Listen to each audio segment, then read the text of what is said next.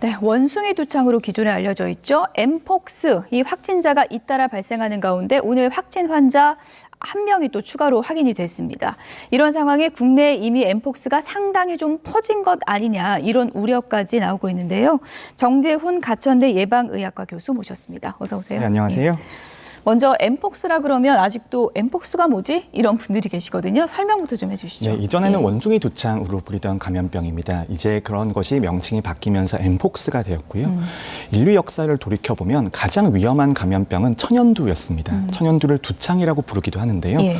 천연두는 예방접종을 통해서 박멸이 되었습니다.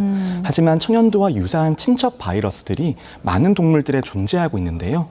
그중에 특히 원숭이에서 유행하고 있는 두창 바이러스를 우리가 원숭이 두창 바이러스라고 부릅니다. 멍키폭스. 네, 이렇게 그렇습니다. 부르는 그렇기 거군요. 때문에 네. 저희가 엠폭스라고 불리는 것이고요. 그 원숭이 두창 바이러스가 종간의 장벽을 뛰어넘어서 사람으로 전파가 되기 시작을 했고, 그 과정에서는 새로운 변이가 있었던 것으로 보고 있습니다. 그래서 사람과 사람 사이에서는 원래는 전파 가능성이 매우 떨어지는 감염병이었는데 예. 최근에는 사람과 사람 사이에서의 전파도 활발하게 일어나고 있는 것이죠. 네, 한동안 좀 잊고 있다가 요 며칠 또 확 늘었어요. 그래서 오늘 9번째 확진자가 나왔거든요. 이 정도면은 좀 증가세를 우리가 유심히 봐야 되는 상황인가요? 새로운 감염병이 초기 차단에 실패할 경우에는 지역사회로 확산될 수밖에 없고 지금의 단계는 지역사회로 엠폭스가 확산되는 단계라고 볼 수 있습니다. 그렇군요. 이전의 사례들은 대부분 해외에서 여행하신 분들이었거든요. 하지만 지금 사례는 국내에서 해외 여행력이 없이 확인되신 분들이고 그런 분들 같은 경우에는 지역사회에서 전파가 됐을 가능성이 매우 높다라고 보고 있습니다. 예, 지역사회 전파라는 게 상당히 좀 광범위한 표현이기 때문에 구체적으로 어떻게 전파되는 것을 지역사회 감염이라고 볼 수 있는 건가요? 해외에서 유입되는 경로가 있고 감염력에 대해서 확인이 가능한 경우에는 저희가 추적 관리가 되는 감염병의 상황이라고 표현을 합니다. 하지만 명확한 감염원을 찾기가 어려운 경우들이 있고 예. 이렇게 동시다발적으로 여러 개 특정한 연결 지점이 없는 상황에서 확인되는 감염병이 있거든요. 그런 것들을 저희가 지역사회에서 감염이 이어진다 이렇게 표현을 합니다. 예. 그럼 지역사회 감염 같은 경우에는 감염 경로를 정확히 좀 추적할 수가 없는 건가요? 추적을 하는 것이 좋습니다만 추적이 매우 어려운 경우들이 많습니다. 특히 원숭이 두창, 엠폭스 같은 경우에는 사회적인 낙인이 매우 심한 감염병이거든요. 그렇기 때문에 코로나19처럼 동선 추적이라든지 아니면 역학조사 같은 것들에 협조가 조금 어려운 경우들이 있고 그리고 잠복기가 굉장히 긴 감염병이기 때문에 예. 이런 추적 관리가 더 어려울 수밖에 없는 상황이죠.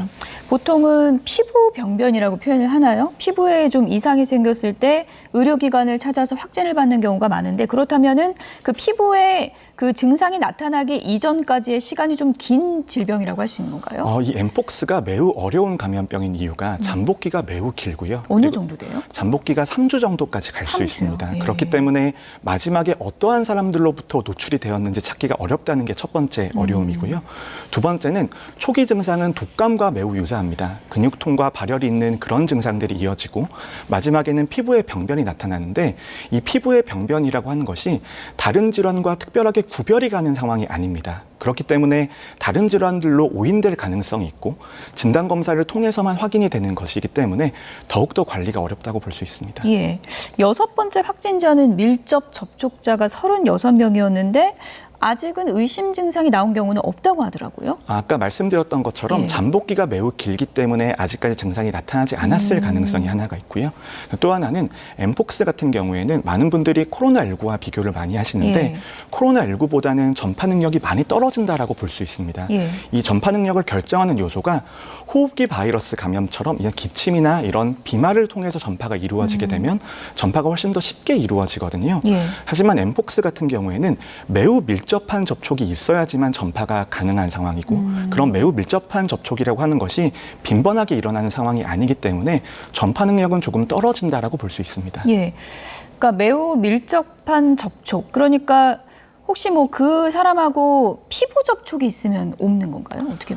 대부분은 체액이나 피부의 예. 병변에 직접 닿았을 때 가장 예. 감염력이 높다라고 알려져 있고요. 그런 것 말고도 침구를 같이 쓴다거나 아니면 일상생활을 같이 하는 것만으로도 전파가 이루어진다라는 보고들도 있습니다. 침구류를 같이 써도 옮을 수가 있어요? 왜냐하면 피부에 병변이 있고 피부의 예. 병변에서 진물 같은 것들이 나오면 침구에 묻을 수가 있죠. 거기에 또 닿게 되면 전파가 이어질 수도 있는 거고요. 예. 또 일각에서는 또 이 환자가 뭐 입속에 상처가 있을 경우에는 대화 중에도 옮을 수 있다 이런 또 우려도 있던데요. 이런 전파 경로라고 하는 것이 예. 가장 주된 전파 경로가 있는 것이고 예. 다른 감염의 가능성은 항상 존재합니다. 그래서 혈액에 노출되었을 때에도 당연히 감염 가능성이 있는 것이고 생활을 같이 오랫동안 하는 것만 해도 충분히 전파 가능성은 있습니다. 네. 근데 뭐 확진자가 뭐 아직은 9명 정도라서 데이터가 많은 건 아닌데 일반적으로는 뭐 동성 간의 전파 사례가 많다 이런 또 통계도 있던데 이건 맞습니까? 현재 사례들을 분석을 해보면 대부분은 동성 간의 접촉에서 전파가 이루어지고 있다라고 판단을 하고 있습니다. 그렇기 때문에 이 감염병에 대한 대응이 더 어렵거든요. 예. 사회적인 낙인도 있고 개인들에 대한 아우팅 문제도 있기 때문에 추적 관리가 더욱더 어렵고 이런 초기 단계에서는 역학조사를 통해서 접촉자를 관리하는 게 가장 중요한 상황입니다만 그런 조사 협조가 어려워지기 때문에 더욱더 지역사회로 빠르게 전파가 이어진다라고 볼 수 있습니다. 예. 말씀하신 것처럼 좀 낙인 효과 때문에 두려워서 증상이 있어도 감추는 사람들이 많다 보면은 지금 숨은 확진자가 꽤 있을 수 있는 거네요. 이런 정치적인 올바름이나 이런 것들의 문제를 떠나서 방역의 관점에서도 사회적 낙인을 예방하는 건 매우 중요합니다. 이런 것들이 지금은 동성 간의 사례로 국한이 되어 있지만 예. 더 많은 지역사회 감염으로 이어지게 되면 결국은 대부분의 인구 집단들에서 유행을 할 수밖에 없는 상황이거든요.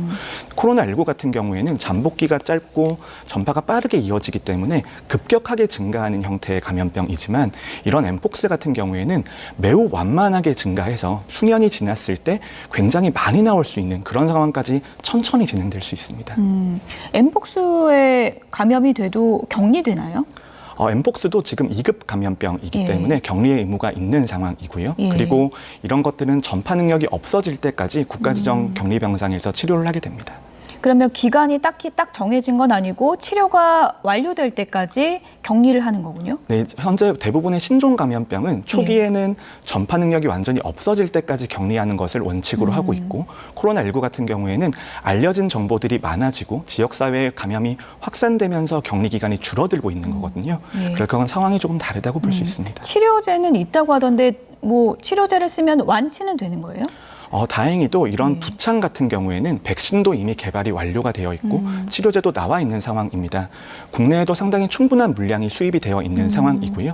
예방 백신도 있고 치료제도 있기 때문에 치명률은 매우 낮은 상황이라고 설명을 드려야 될 것 같습니다. 예. 이제 백신이 이제 개발이 돼 있는 거는 다행이라고 할 수 있는데 일반인들도 뭐 코로나19처럼 이 엠폭스 백신을 다 맞아야 될 필요가 있는 건가요? 어떻게 그런 보시나요? 상황까지는 되지 않을 예. 것으로 보고 있습니다. 그 이유가 첫 번째는 코로나19와 달리 전파의 속도가 매우 느리기 때문에 어느 정도 시간이 있는 상황이고 그리고 두창 백신이라고 하는 것이 치명률이 낮기 때문에 고위험군들을 보호할 대상이 사실 존재하지가 않습니다. 그래서 전파 차단을 위한 목적으로 저희가 포위 접종이라는 것을 시도를 하는데요. 확진자가 나오게 되면 그 주변에 밀접 접촉하신 분들을 접종을 해드리게 되면서 전파의 고리가 끊어지는 그런 효과를 기대를 하고 있습니다. 예. 증상이 나오면 바로 이제 병원에 가서 이제 치료를 받는, 뭐 완치될 수 있다고 하니까 가서 이제 바로 치료를 받는 게 중요할 텐데 보통 이제 피부에 수포 생기고 그런 경우 흔하게 있잖아요. 이 엠폭스 그 병변과는 어떻게 좀 차이가 있는 건가요? 지금은 이제 일반인이 육안으로 구별하는 것은 거의 불가능하다고 볼 수 있고요. 대부분은 이제 감염의 경로라든지 예. 밀접한 접촉이 있는 경우에 이런 증상이 나오게 되면 병원에서 진단 검사를 받아보실 것을 권고를 드리고 있습니다. 하지만 이 초기 증상이 워낙 특이적이지 않기 때문에 일반 의사 선생님들도 확인하기가 매우 어려워하시는 상황입니다.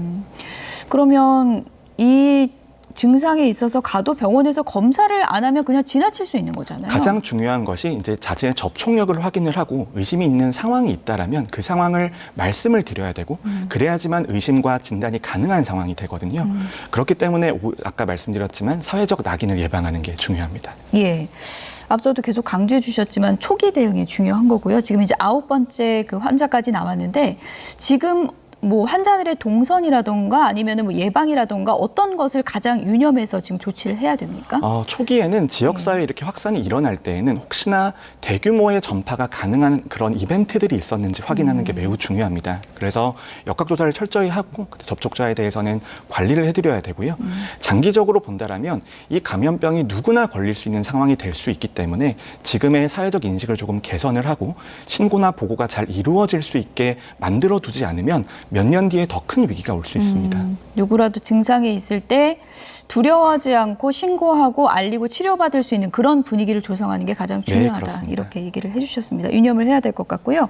오늘 정재훈 교수님 모셨으니까 다른 것도 좀 하나 여쭤볼게요. 지금 어제 오늘 황사가 너무 심해가지고 저도 지금 목이 좀 칼칼한데 이 정도면 뭐 일반 호흡기 질환 없는 사람에게도 좀 위협적인 수준입니까? 충분히 위협적인 수준이라고 볼 수 있고요. 최근에 미세먼지에 대한 연구들이 많이 이루어지고 있습니다. 그런데 미세먼지의 건강 영향이라고 하는 것이 호흡기에만 국한되는 것이 아니라 발암 가능성도 있고 순환기 질환을 일으키기도 하고 심지어 정신질환의 발생률을 높인다라는 보고들도 있습니다. 그렇기 때문에 이 미세먼지에 대한 건강 관리가 매우 중요하다고 볼 수 있고요. 근데 사실 유일한 수단은 외부의 출입을 자제하시거나 아니면 마스크를 쓰시는 것 말고는 광범위한 노출이기 때문에 피하기가 어렵다라는 것이 참 어려운 부분이죠. 예. 지금 설명해 주신 부분 중에 발암 물질 그 부분이 저는 좀 걱정이 되던데요. 예를 들어서 암 환자분들 같은 경우에는 이런 공기 많이 마시면 좀 치료에 굉장히 악영향을 줄 수 있다. 이런 기사도 제가 봤거든요. 당장 질환이 악화되는 경우들도 있고 그리고 미세먼지에 대한 노출이라고 하는 것이 10년, 20년, 30년이 지나가면 그런 것들이 폐암의 형태로 나타날 수도 있는 상황이거든요. 그래서 미세먼지 영향이 이렇게 농도가 높을 때 단기적인 효과도 있지만 굉장히 오랫동안 축적되는 효과들도 있습니다. 그런 그렇구나. 것들은 아직은 확인이 불가능한 상황인 거죠. 뭐 치매 증상을 악화하거나 우울증이 심해진다 뭐 이런 얘기도 있던데 좀 근거가 있는 얘기인가요? 최근에 미세먼지에 대한 연구들이 많이 이루어지고 있고요. 정말 많은 질환들을 일으킵니다. 그렇기 때문에 미세먼지를 잘 피하시는 게 중요하죠. 예, 코로나 지나니까 이제 미세먼지 걱정을 좀 많이 하게 되고 그리고 이제 이게 뭐 매년 오는 것들이다 보니까 우리 몸에 지금 축적될 수밖에 없는 상황인데 끝으로 생활 습관에서 우리가 이 영향을 좀 최소화하려면 어떤 게 좀 중요한지 설명을 해주세요. 우리나라에서는 초미세먼지 농도가 높아지게 되면 경보를 발령을 하거든요. 그 경보를 발령해 드린다는 것은 바깥 외부 활동을 자제를 하거나 아니면 마스크를 쓰셔서 노출을 줄이라는 의미가 포함이 되어 있습니다. 그래서 지금처럼 농도가 높을 때에는 노약자나 호흡기 질환이 있으신 분들은 외부 활동을 자제하시는 것이 가장 중요합니다. 물도 많이 마시는 것도 좀 도움이 되나요? 물 마시는 것이 당연히 중요합니다만 그런 것보다 더 중요한 것은 노출 자체를 줄이는 일입니다.